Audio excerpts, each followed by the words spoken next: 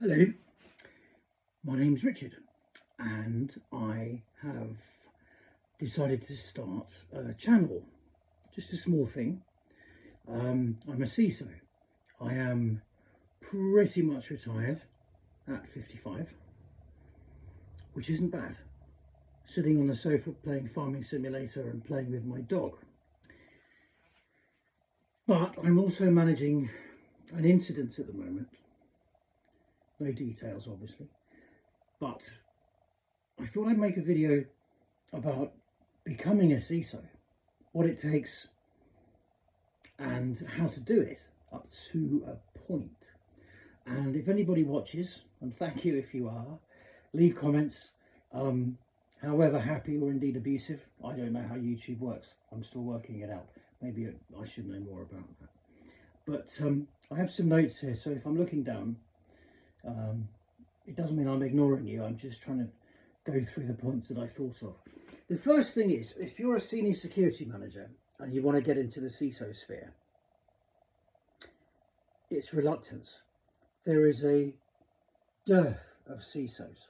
They don't want the job. Some of the ones who should have the job don't have it, but they do it anyway, and someone should tell them otherwise. Other people don't want to do it because it's this, the responsibility scares them, and that is not an unreasonable fear, because I've worked in Germany, India, the US, France, Ukraine. There's no details about any of this in this video, but it's a sensitive role, but you get to work with the most amazing people, military people, government people, cabinet ministers, CEOs, CFOs, HR, God help you, good luck with that, personnel, and it can be incredibly exhilarating. Just when you thought you could relax, you can't relax. Because when the clarion call comes, 1 minute it's Monday morning, you're in Barcelona on holiday, it's 38 degrees, which is cooler than it is here now, actually, in Oxfordshire, where I am. And in my wife's home. I'm not making this a particularly upmarket video, I just thought I'd have a go at it. But you get called in and you're in front of the board, everything goes quiet and everyone's looking at you. The temperature drops 15 degrees Celsius and they want to know answers. You don't have the answers. You're the CISO. You've just been parachuted in, almost literally, to explain to them what's gone on. You don't know what's gone on. You haven't a clue.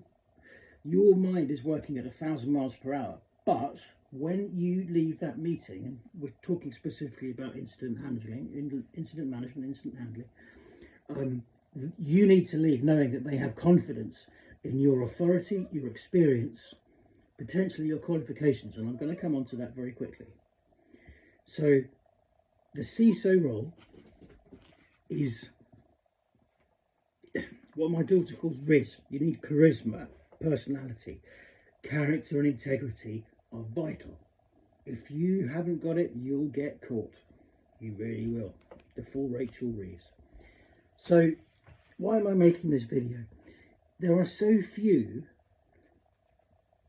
really good CISOs. This is just obviously my opinion. I've been CISOing, as it were, for about 25 years now, which means I can sit on the sofa and play Farming Simulator all day at my age, and I can fly my little plane and drive cars and ride motorbikes and have quite a nice time.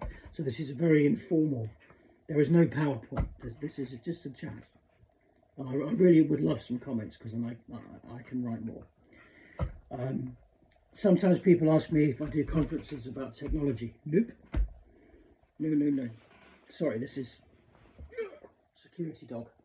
If anyone doesn't do what they're told, he goes down the burrow. There we go. Monty, named after the Field Marshal. Sorry. So we're governance, risk and compliance. It's a communication business. If a CISO tells you he's technical, nope. If a CISO tells you he's never had CISP, nope. We can get into qualifications if you'd like to know more about how I've got hundreds of people through CISP and CISM, and indeed CISA, which is very good. If you get CISA, then you qualified auditor. That just means you can do your job better than having to keep turning the heating up and down and trying to make the auditors go to sleep in the afternoon when they've had a decent lunch and they're asking important questions. So you've got to be in charge and authoritative but friendly. In terms of that, the DPO is your best friend. Always make friends with the DPO. If the DPO likes you, HR will like you, because HR really don't like the DPOs. So get on with your DPO, get on with your head of IT, who you will undoubtedly report to. Even in a large company, unfortunately, CISOs still report to the head of IT. It shouldn't be like that. Director of IT know that, but ultimately you will be very close to the CEO, and he or she will want to know your opinion, and it better be good and nuanced, because nuance is everything. This is an incident. Is it real? Yes, deal with it. Is it looking like it's real? Is it a false positive? Possibly. Is that one real? Can we make it go away? Well, sometimes. That's part of your job too. So you have to be nuanced, pragmatic, and you can stretch pragmatism all the way to $300,000 a year, bearing in mind the relative regulations. So being a CISO is fantastic. For me, it's been 30 years in information security. I've been all over the world. I've met the most intelligent, wonderful, funny, adventurous people. It's like nothing in IT, and being a CISO now is not an IT job. It's a governance, risk and compliance function. The solicitors, or the lawyers, as I say, the DPO, they're your friends. IT, outsource. Last one out, turn out the lights. You want to literally and metaphorically sit with the governance folks, not with IT. And they don't want to know you anyway. My last point before I go is, if you have any doubts, don't do it, because this is a 24/7 role. It will tear you apart unless you enjoy it. So you have to have fun. You've got to be relaxed. You've got to be calm. You've got to fly the plane. If you've got that, and you can report to a board, and you can leave your door open, then you are a CISO. The qualifications, I'll do that in another video. I do have a way of getting you to help you to pass CISP. Actually, I'll just do it now. I did CISP about 13 years ago. I went to Greece. I bought the CBT Nuggets, which I'm a huge fan of. I downloaded them and put them onto audio, hired a motorcycle, rode around Zante, Zakynthos, took the CCQ questions, all 10,000 at the time. I think there's probably more than 1 million by now. Until I got to 90%, I didn't take the exam. If there wasn't something I didn't understand, in my case it was crypto, which I was fascinated by. A couple of the other domains, incredibly boring, stultifying stuff about Graham Bleach, Liley and other regular terrible stuff, but not arduous for people of your caliber, I'm sure. And then I'd get the big book of CISP out from Sean Harris, bless her, who's no longer with us. But then I could take the exam.